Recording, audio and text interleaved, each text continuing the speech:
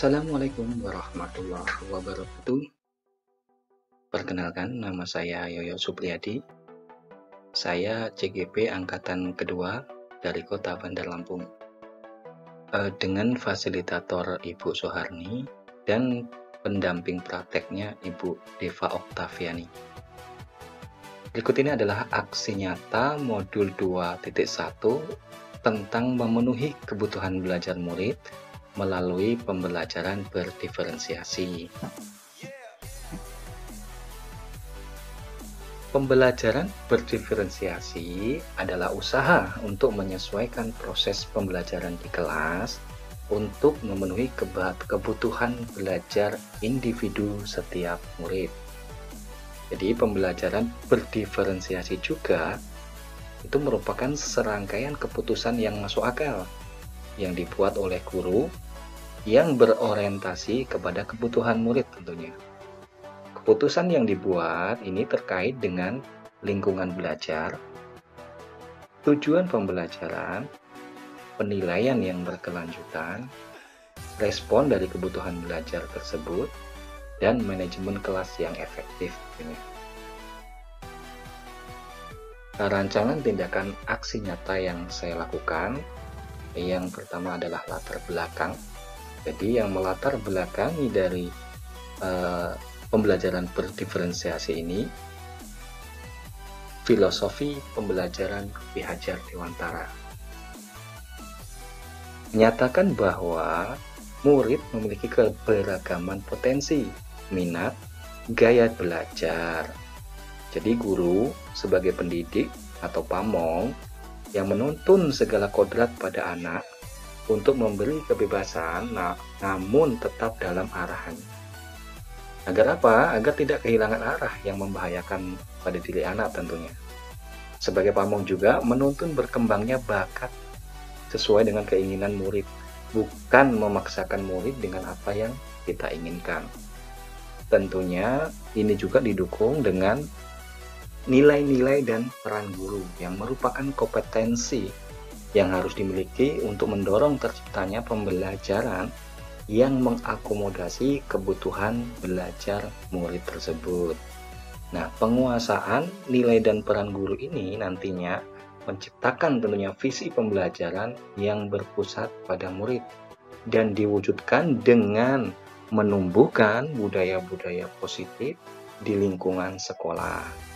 Budaya positif yang berpihak pada murid menumbuhkan kepercayaan diri bagi murid dalam proses berpikirnya.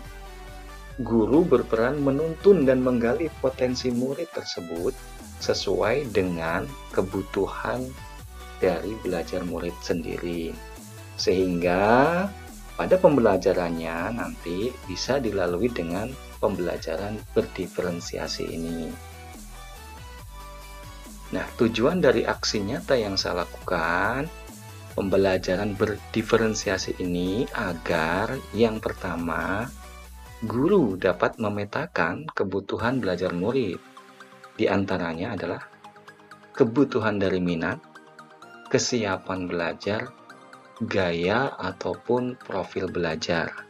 Kemudian, agar guru juga dapat menerapkan strategi pembelajaran berdiferensiasinya itu sesuai dengan hasil pemetaan kebutuhan belajar yang sudah diperoleh. Selanjutnya, murid pun dapat belajar dengan menyenangkan tentunya, sesuai kebutuhan belajarnya dalam lingkungan belajar yang mendukung. Nah, murid juga akan mampu memahami materi pembelajaran dan mendemonstrasikan atau menyajikan hasil dari pembelajarannya dengan kebutuhan yang dia miliki, misalkan sesuai dengan minatnya, sesuai dengan gaya atau profil belajarnya. Lini masa dari tindakan yang akan saya lakukan, yang pertama adalah tentunya sebagai guru harus melakukan pemetaan kebutuhan belajar murid terlebih dahulu. Pemetaan kesiapan belajarnya, pemetaan minatnya, dan kemudian gaya belajarnya. Nah, pemetaan ini dapat dilakukan dengan teknik-teknik diantaranya memberikan kuesioner, bertanya langsung kepada siswa di saat akhir pembelajaran, bekerja sama dengan wali kelas, dengan guru BK, dan rekan-rekan yang lain. Hal ini juga bisa ditanyakan dengan orang tua atau rekan-rekan dari murid tersebut. Untuk apa? Untuk mengetahui seberapa besar kesiapan belajarnya, untuk mengetahui apa minatnya, dan untuk mengetahui bagaimana gaya belajar dari murid tersebut. Nah, hasil dari pemetaan tersebut, maka kita buatkan tabel agar tabel ini memudahkan kita untuk menentukan diferensiasinya, baik itu diferensiasi kontennya maupun diferensiasi produknya ataupun diferensiasi prosesnya. Nah, dari sini nanti akan memudahkan guru untuk menyusun suatu rancangannya gitu. Nah, kegiatan selanjutnya tentunya menyusun rencana pembelajarannya, proses pembelajarannya berdasarkan tadi tabel pemetaan yang sudah kita peroleh. Nah, seperti ini RPP-nya. Dari sinilah nanti kita akan menjadi acuan melaksanakan kegiatan pembelajaran bersama murid tentunya. Selanjutnya, setelah membuat RPP, maka saya melakukan kolaborasi dan diskusi dengan rekan-rekan sejawat, terutama yang satu mata pelajaran dengan saya untuk membuat materi yang digunakan nantinya sebagai diferensiasi konten. Nah, diferensiasi konten ini mengakomodasi dari kesiapan belajar murid yang sudah kita ketahui. Nah, kontennya dapat berupa video pembelajaran yang nanti kita upload di YouTube ataupun di media sosial lainnya.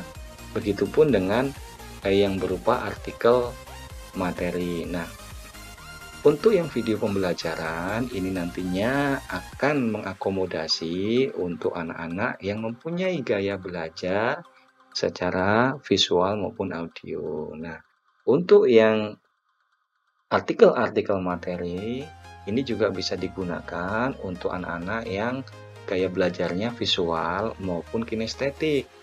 Bagaimana yang kinestetik? Dengan cara dia berpindah dari tempat duduknya atau menempelkan hasil tulisannya di dinding dan lain sebagainya.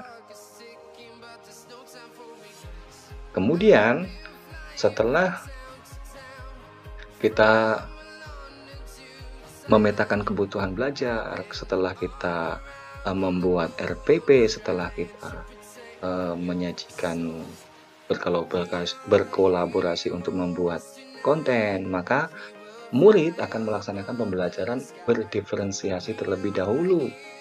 Karena ini masa pandemi, maka kegiatannya dilakukan dengan pembelajaran daring. Mereka melihat link video pembelajaran dan artikel materi yang telah dibagikan di grup WhatsApp kelas masing-masing.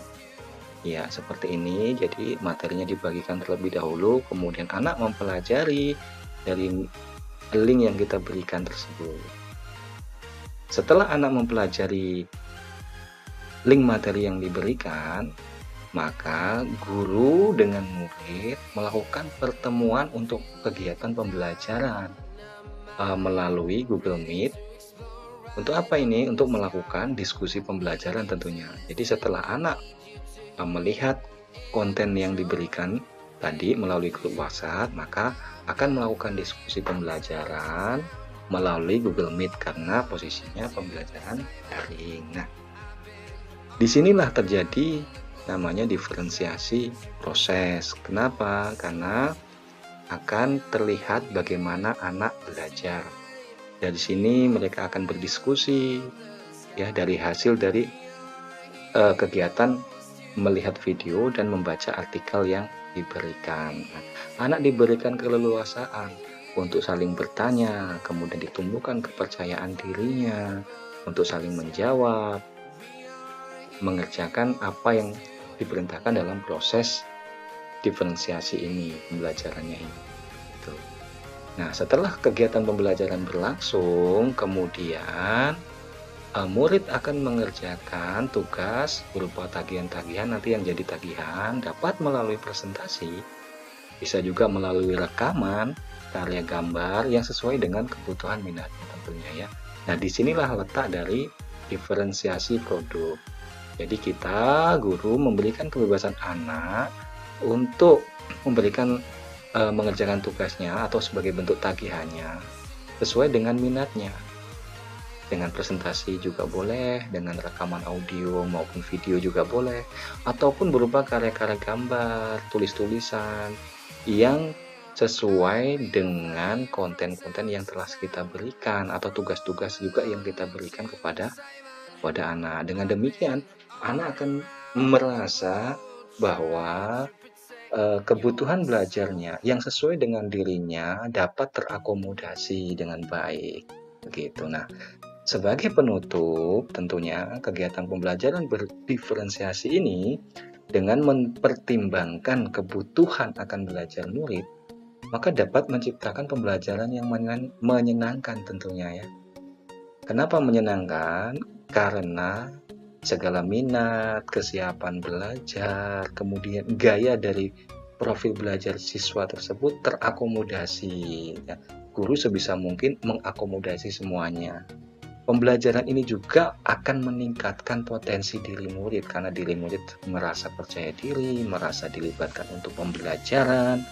Nah, hal tersebutlah tercipta karena pembelajaran berdiferensiasi sendiri tadi saya katakan mengakomodir beragamnya kesiapan siswa di dalam kelas. Karena sejatinya siswa itu tidak ada yang tidak cerdas. Hanya saja kadang siswa kesiapan belajarnya kurang atau belum siap dalam belajar gitu. Nah, demikian saja kegiatan aksi nyata yang saya lakukan terkait dengan modul 2.1 yaitu pembelajaran berdiferensiasi. Terima kasih dan saya akhiri. Wassalamualaikum warahmatullahi wabarakatuh.